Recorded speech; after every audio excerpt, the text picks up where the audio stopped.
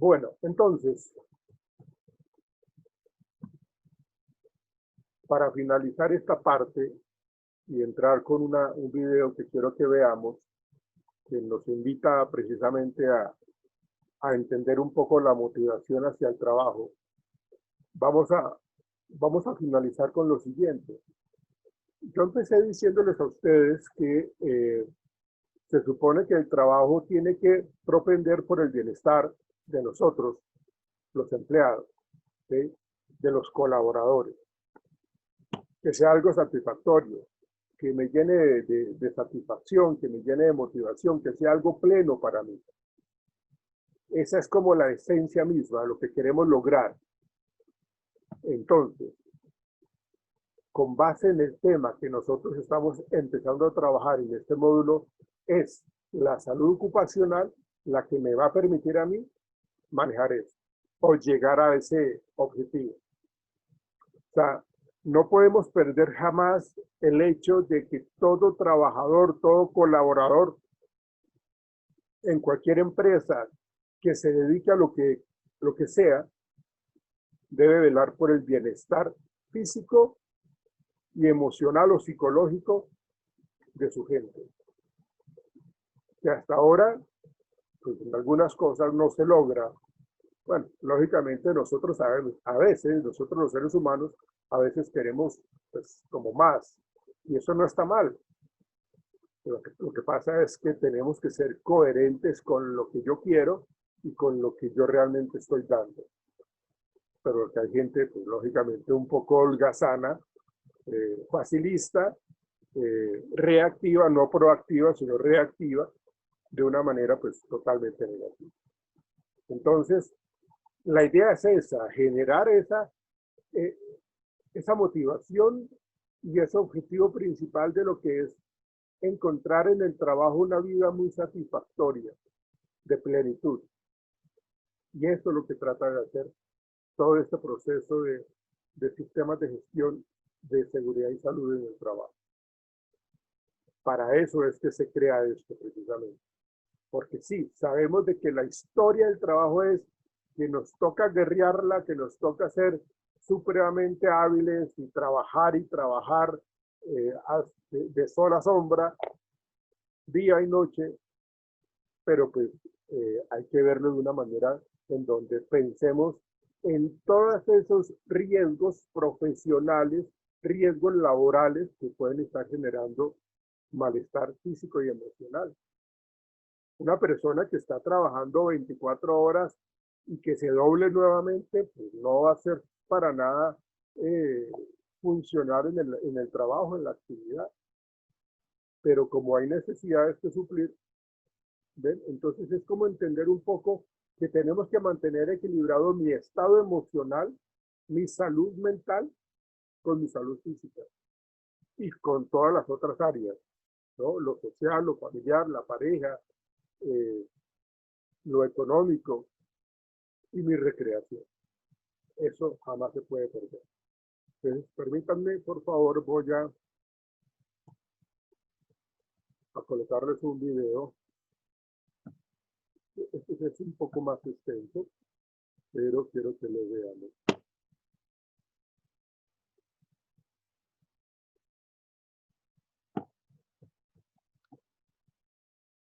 Prestemos atención. Está en inglés, pero tiene subtítulos en español. Entonces necesito que por favor lean. Bueno, si lo saben, pues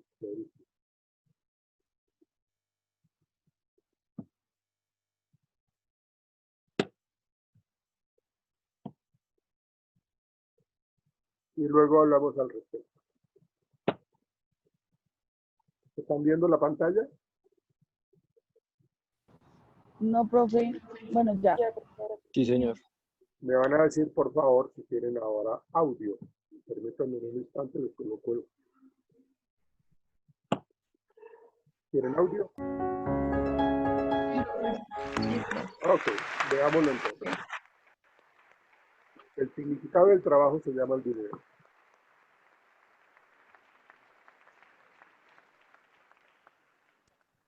I want to talk a little bit today about labor and work.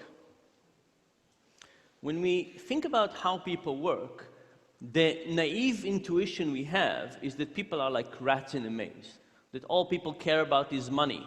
And the moment we give people money, we can direct them to work one way, we can direct them to work another way. This is why we give bonuses to bankers and pay in all kinds of ways. And we really have this incredibly simplistic view of why people work and what the labor market looks like. At the same time, if you think about it, there's all kinds of strange behaviors in the world around us. Think about something like mountaineering and mountain climbing. If you read books of people who climb mountains, difficult mountains, do you think that those books are full of moments of joy and happiness? No, they're full of misery.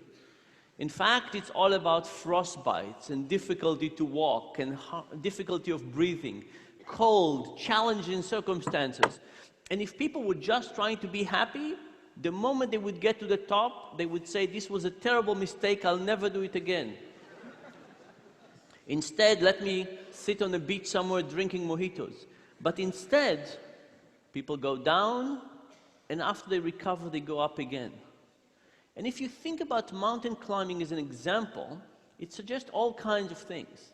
It suggests that we care about reaching the end, a peak. It suggests that we care about the fight, about the challenge. It suggests that there's all kinds of other things that motivate us to work or behave in all kinds of ways. And for me personally, I started thinking about this after a student came to visit me. This was a student that was one of my students a few years earlier, and he came one day back to campus, and he told me the following story. He said that for more than 2 weeks, he was working on a PowerPoint presentation. He was working in a big bank, and this was in preparation for a merger and acquisition. And he was working very hard on this presentation. Graphs, tables, information. He stayed late at night every day. And the day before it was due, he sent his PowerPoint presentation to his boss, and his boss wrote him back and said, nice presentation, but the merger is cancelled. And the guy was deeply depressed. Now, at the moment when he was working, he was actually quite happy. Every night he was enjoying his work, he was staying late, he was perfecting this PowerPoint presentation. But knowing that nobody would ever watch that made him quite depressed. So I started thinking about how do we experiment with this idea of the fruits of our labor. And to start with, we created a little experiment in which we gave people Legos, and we asked them to build Legos. And for some people, we gave them one Lego. You skip the slide. We gave them a Lego and we said, hey, would you like to build this Bionicle for $3? We'll pay you $3 for it. And people said yes, and they built this Lego. And when they finished, we took it, we put it under the table, and we said, would you like to build another one? This time for $270. If they said yes, we gave them another one, and when they finished, we asked them, do you want to build another one for $240, $210, and so on, until at some point people said, no more. It's not worth it for me. This was what we called the meaningful condition. People build one Bionicle after another. After they finished every one of them, we put them under the table, and we told them that at the end of the experiment, we will take all these Bionicles, we will unassemble them, we will put them back in the boxes, and we will use it for the next participant. There was another condition. This other condition was inspired by David, my student. And this other condition we call the Sisyphic condition. And if you remember the story about Sisyphus, Sisyphus was punished by the gods to push the same rock up a hill. And when he almost got to the end, the rock will roll over and he would have to start again. And you can think about this as the essence of doing futile work. You can imagine that if he pushed the rock on different hills, at least he would have some sense of progress. Also, if you look at prison movies, sometimes the way that the guards torture the prisoners is to get them to dig a hole, and when the prisoners finish, they ask them to fill the hole back up and then dig again. There's something about this cyclical version of doing something over and over and over that seems to be particularly demotivating. So in the second condition of this experiment, that's exactly what we did. We asked people, would you like to build one bionicle for $3? And if they said yes, they build it. And then we asked them, do you want to build another one for $270? And if they said yes, we gave them a new one. And as they were building it, we took apart the one that they just finished. And when they finished that, we said, would you like to build another one? This time for 30 cents less. And if they said yes, we gave them the one that they built and we broke. So this was an endless cycle of them building and we destroying in front of their eyes. Now, what happens when you compare these two conditions? The first thing that happened was that people built many more bionicles. They built 11 versus 7 in the meaningful condition versus the Sisyphus condition. And by the way, we should point out that this was not big meaning. People were not curing cancer or building bridges. People were building bionicles for a few cents. And not only that, everybody knew that the bionicles would be destroyed quite soon, right? So there was not a real opportunity for big meaning, but even the small meaning made a difference. Now, we had another version of this experiment. In this other version of the experiment, we didn't put people in this situation. We just described to them the situation, much I'm describing to you now, and we asked them to predict what the result would be. What happened? People predicted the right direction, but not the right magnitude. People who were just given the description of the experiment said that in the meaningful condition, people would probably build one more bionicle. So people understand that meaning is important, they just don't understand the magnitude of the importance, the extent to which it's important. There was one other piece of data we looked at. If you think about it, there are some people who love Legos and some people who don't. And you would speculate that the people who love Lego will build more Legos even for less money, because after all, they get more internal joy from it. And the people who love Legos less will build less Legos because the enjoyment that they derive from it is lower. And that's actually what we found in a meaningful condition. There was a very nice correlation between love of Lego and the amount of Legos people built. What happened in the Sisyphic condition? In that condition, the correlation was zero. There was no relationship between the love of Lego and how much people built, which suggests to me that with this manipulation of breaking things in front of people's eyes, we basically crushed any joy that they could get out of this activity. We basically eliminated that. Soon after I finished running this experiment, I went to talk to a big software company in Seattle. Can't tell you who they were, but they were a big company in Seattle.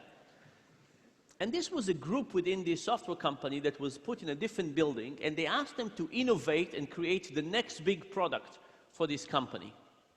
And a week before I showed up, the CEO of this big software company went to that group, 200 engineers, and canceled the project. And I stood there in front of 200 of the most depressed people I've ever talked to. And I described to them some of these Lego experiments, and they said they have felt like they have just been through this experiment.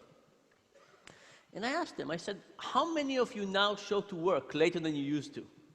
And everybody raised their hand. I said, how many of you now go home earlier than you used to? And everybody raised their hand. I asked them, how many of you now add not so kosher thing to your expense reports? And they didn't really raise their hand, but they took me out to dinner and showed me what they could do with expense reports. And then I asked them, I said, what could the CEO have done to make you not as depressed? And they came up with all kinds of ideas. They said the CEO could have asked them to present to the whole company about their journey over the last 2 years and why they decided to do. He could have asked them to think about which aspect of their technology could fit with other parts of the organization. He could have asked them to build some prototype, some next generation prototype, and see how they would work. But the thing is that any one of those would require some effort and motivation. And I think the CEO basically did not understand the importance of meaning. If the CEO, just like our participants, thought that the essence of meaning is unimportant, then he would care. And he would tell, well, the moment I directed you in this way, and now I'm starting directing you in this way, everything would be okay.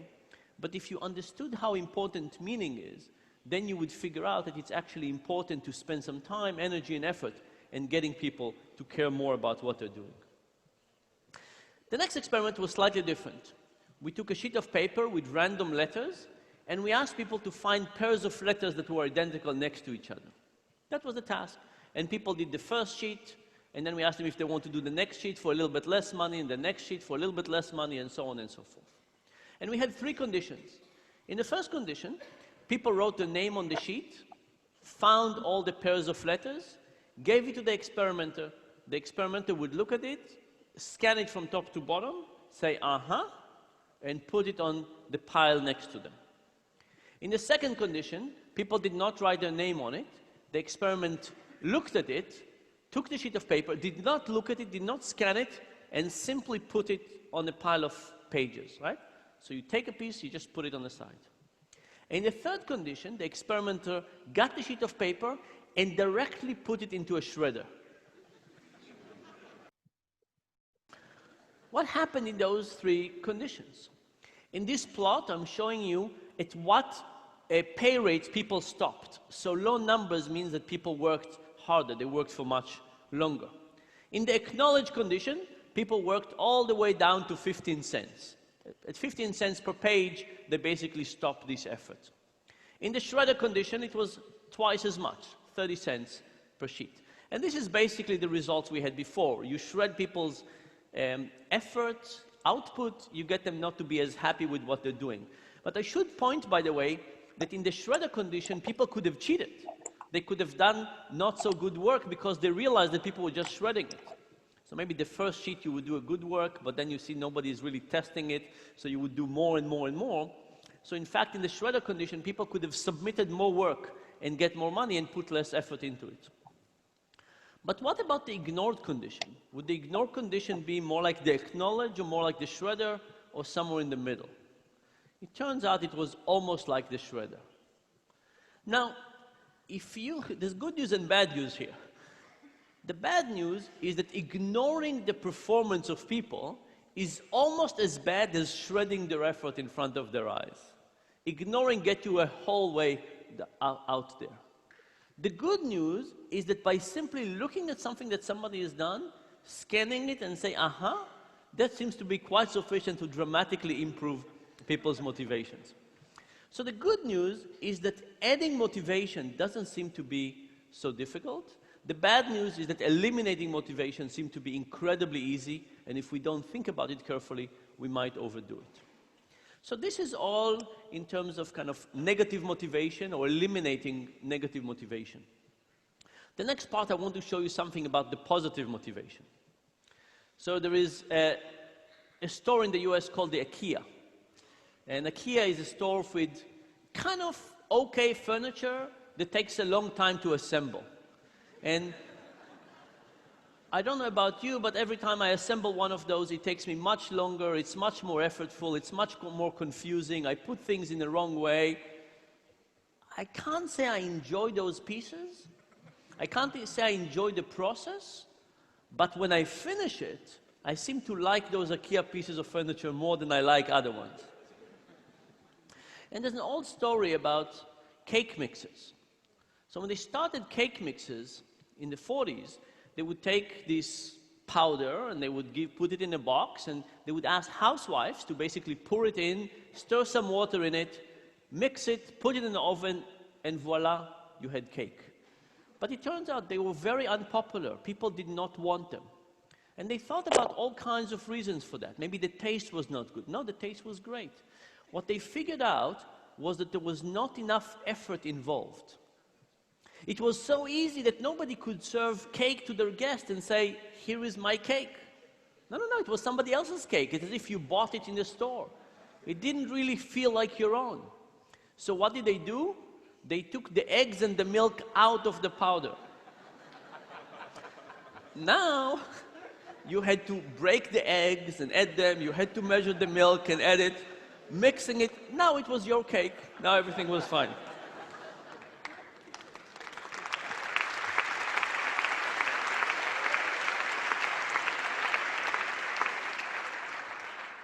Now, I think a little bit like the IKEA effect, by getting people to work harder, they actually got them to love what they're doing to a higher degree. So how do we look at this question experimentally? We asked people to build some origami. We gave them instructions to how to create origami, and we gave them a sheet of paper. And these were all novices, and they built something that was really quite ugly. Nothing like a frog or a crane. But then we told them, we said, look, this origami really belongs to us. You worked for us, but I'll tell you what, we'll sell it to you. How much do you want to pay for it? And we measured how much they were willing to pay for it. And we had two types of people. We had the people who built it, and we had the people who did not build it and just looked at it as external observers. And what we found was that the builders thought that these were beautiful pieces of origami, and they were willing to pay for them 5 times more than the people who just evaluated them externally. Now, you could say, if you were a builder, do you think that, oh, I love this origami, but I know that nobody else would love it? Or do you think, I love this origami, and everybody else would love it as well? Which one of those two is correct? Turns out the builders not only loved the origami more, they thought that everybody will see the world in their view. They thought everybody else would love it more as well. In the next version, we tried to do the IKEA effect. We tried to make it more difficult. So for some people, we gave the same task. For some people, we made it harder by hiding the instructions. At the top of the sheet, we had little diagrams of how do you fold origami. For some people, we just eliminated that. So now this was tougher. What happened?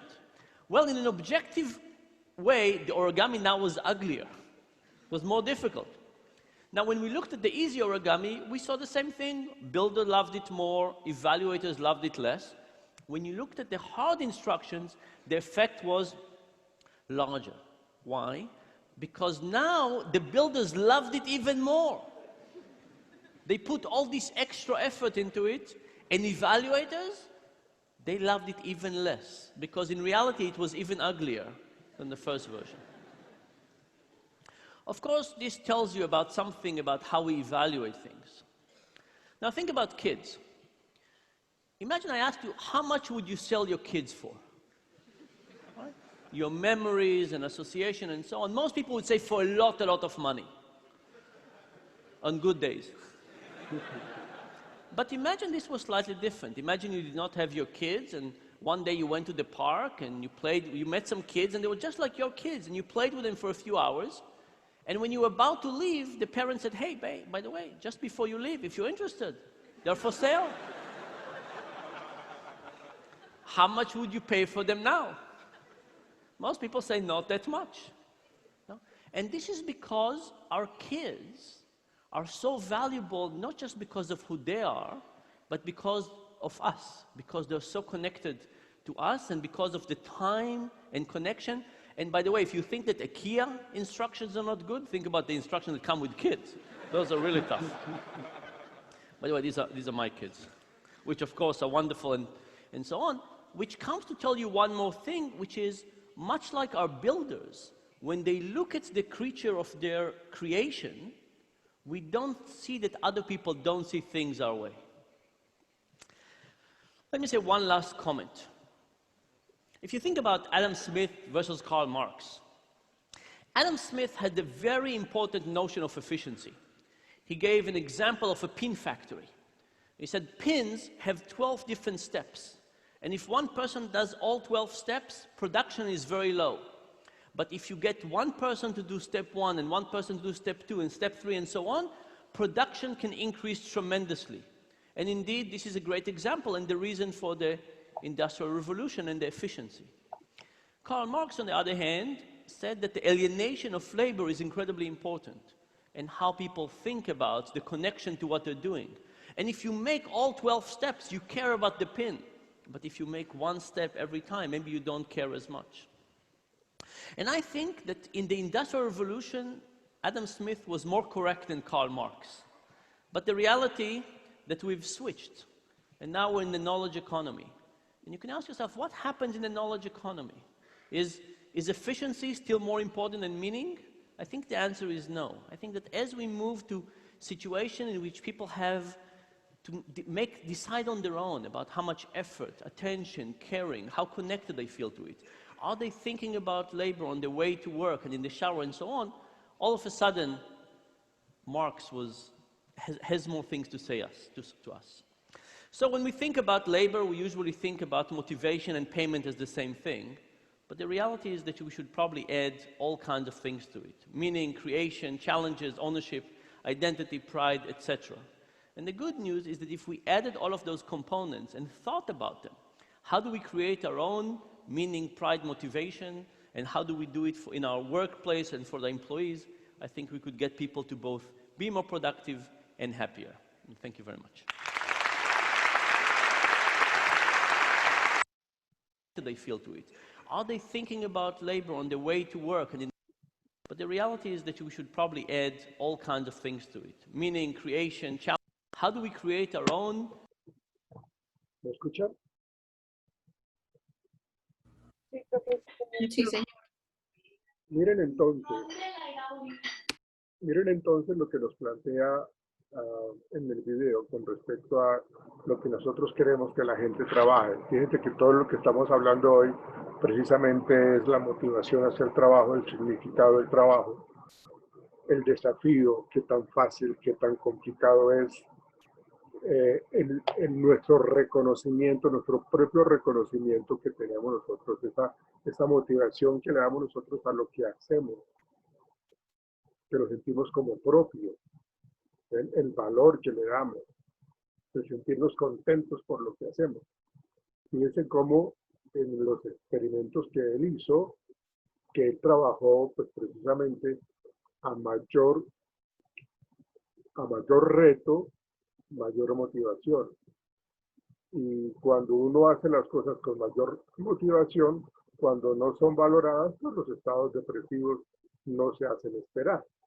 Entonces fíjense que con toda esta situación con respecto al significado del trabajo, que abarca todo esto, la misma motivación, el reconocimiento, el payment es el pago como tal, lo que significa el desafío que nosotros tenemos, cómo tenemos la posibilidad de crear, cómo innovamos permanentemente, como para que no lo tengan en cuenta, ¿ven? Como para que no lo valoren. Pero, lógicamente eso tiende a ser bastante desmotivante cuando uno pues deja de recibir todo eso. Pareciera ser que nosotros tenemos esas tres necesidades que plantea McClellan con respecto a la necesidad de logro, a la necesidad de reconocimiento, a la necesidad de poder, y cada uno de nosotros nos manejamos en esas tres necesidades. ¿Cuáles son las más significativas para nosotros? Para mí es más importante que me reconozcan lo que yo hago, o para mí es más importante que me valoren, me aprecien, me acepten en un grupo, o para mí es más importante tener poder con base en los demás.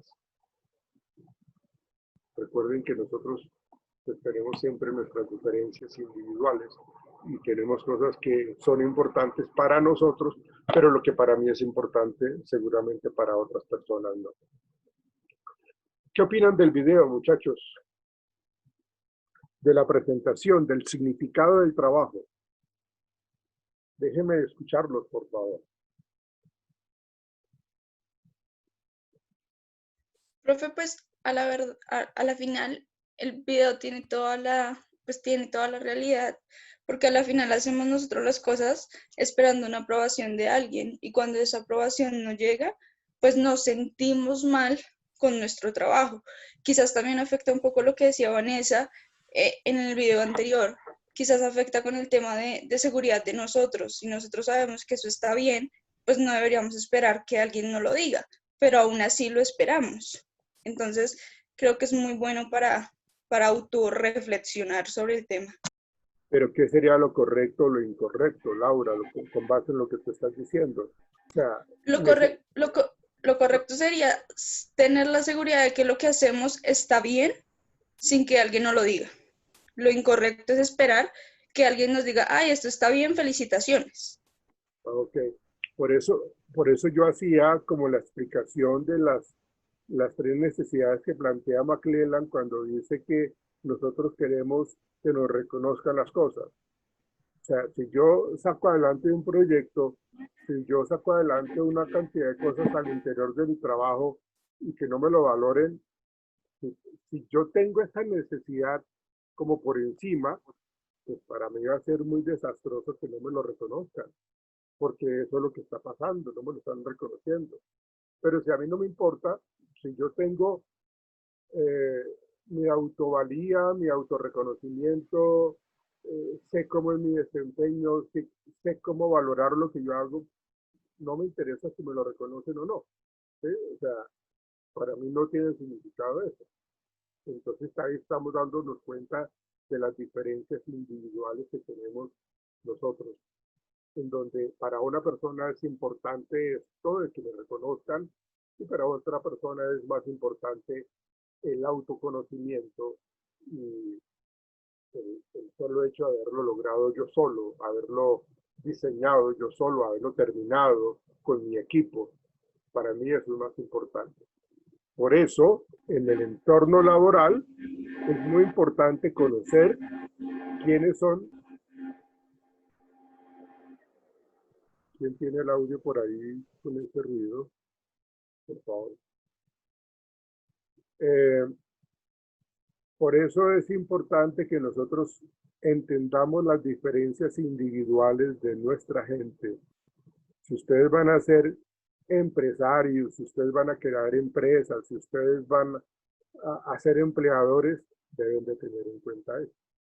Deben de pensar en cómo nosotros entendemos las motivaciones individuales que están allí latentes en cada uno de nosotros. ¿Algún otro comentario? Sí, profe, es importante lo que dice Laura. Yo concuerdo con ella. Muchas veces nosotros hacemos las cosas y sea afortunado o desafortunadamente lo hacemos por aprobación. Y si no nos aprueban, nosotros Pero no, derrumbamos. Vanessa, no te escuchamos porque hubo el ruido de la licuadora, no dejó escuchar.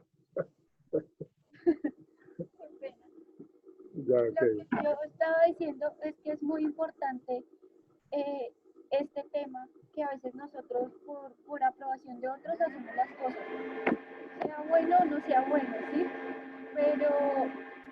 Pero lamentablemente es así. La idea sería que no nos dejáramos abrumar por si no nos aprueban los otros, sino confiar en nuestros conocimientos y que si hicimos algo, lo hicimos bueno, lo hicimos bien, a pesar de todo. Bien, Vanessa, gracias. Gracias, Vanessa. ¿Qué opina Mónica Jiménez?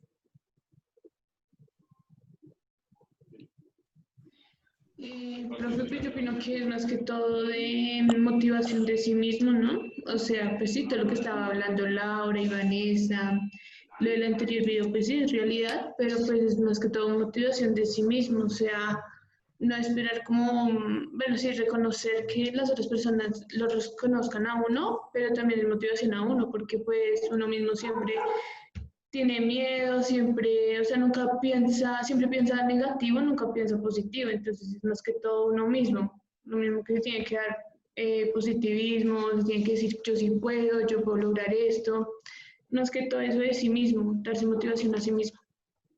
Bien, ok. Tú mencionas algo muy importante, Mónica, y es el poder que tiene la palabra. Ustedes saben que nosotros tenemos dentro de nuestra boca un músculo que puede salvar vidas o acabar vidas, ¿no? Estamos hablando de la lengua. Entonces el poder de la palabra es impresionantemente grande y nos puede favorecer o no, o podemos favorecer a alguien o no.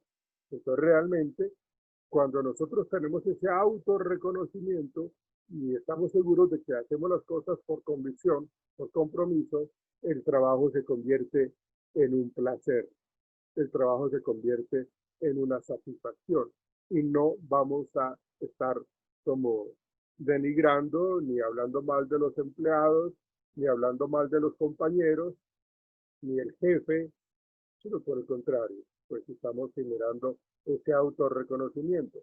Y ese poder de la palabra que nosotros expresamos a los demás también lógicamente está ligado a lo que hacemos nosotros con nosotros mismos. Por eso yo hablo del autorreconocimiento. El poder de la palabra también va dirigido hacia uno mismo, ¿sí? Como tú decías, Mónica, cuando uno dice, esta vaina yo no voy a poder, esta vaina es lo más complicado, yo no soy capaz, yo soy muy cerrado en esta vaina. Entonces, lógicamente, eso pues hace que se pierda un poco como esa motivación, ¿no? Gracias, Mónica. ¿Algún otro comentario? Bueno, profe, Sí, Profe, profe, yo que, quería agregar un que de- comentario. Janet, ah, Janet, habla, Janet. Ahorita te doy la palabra, Melissa, no te preocupes. Profesor, pues que depende también la motivación del empleado, intrínsecamente, porque si lo puede motivar el empleador, darle bonificaciones, darle de todo, pero si la persona no le gusta lo que está haciendo, pues no lo va a hacer bien. Entonces ahí es también la motivación o el interés que tenga el empleado en hacer su trabajo. No lo motiva la plata, no lo motiva el empleador, las bonificaciones, nada. Entonces, él tiene que buscar un trabajo que verdaderamente lo anime, le guste, para poder hacer las cosas bien. Y yo como empleador, ¿cómo hago, Janet, para, para tratar de generar entonces, porque pues el trabajador está contratado y está trabajando para nuestra empresa o está trabajando en nuestro departamento, en nuestra área, y cómo hago yo entonces para detectar que esta persona realmente está aquí porque le toca, más no por una convicción personal? ¿Cómo lo hago, Janet? Pues, profesor, si uno trata de motivar al empleado, dándole bonificaciones, ahí tendríamos que mirar es qué cosas le motivan a él, qué le gusta para poder uno como empleador pues satisfacerlo, porque si no le gusta nada de su trabajo, pues definitivamente nada lo va a motivar. Empezando Pero, por ahí. profe, Perdóname, Andrea, un instante, ya te doy la palabra. ok, Pero es que, Janet, precisamente es si el empleado es una persona que realmente no está haciendo las cosas por gusto, por agrado, por convicción, se puede convertir en un elemento negativo para los demás, porque no está para nada motivado, no está, o sea, no le gusta. Qué jartera yo estar acá trabajando en esto que no me llama la atención, no me gusta esta empresa, no me gusta este sitio, no me gustan mis funciones. Entonces, ¿yo cómo hago para motivarlo?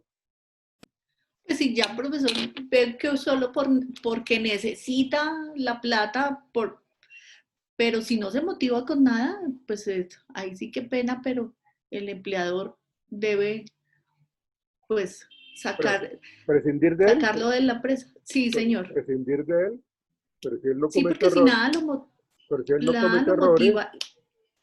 pues él es productivo, pues no como debería ser, pero el hombre es productivo, el hombre está cumpliendo con sus objetivos y toda esa cuestión, y lo que pasa es que Profe, no lo hace de una manera, pues como con sentido, como con convicción, no lo hace motivado, simplemente lo hace, pues bien.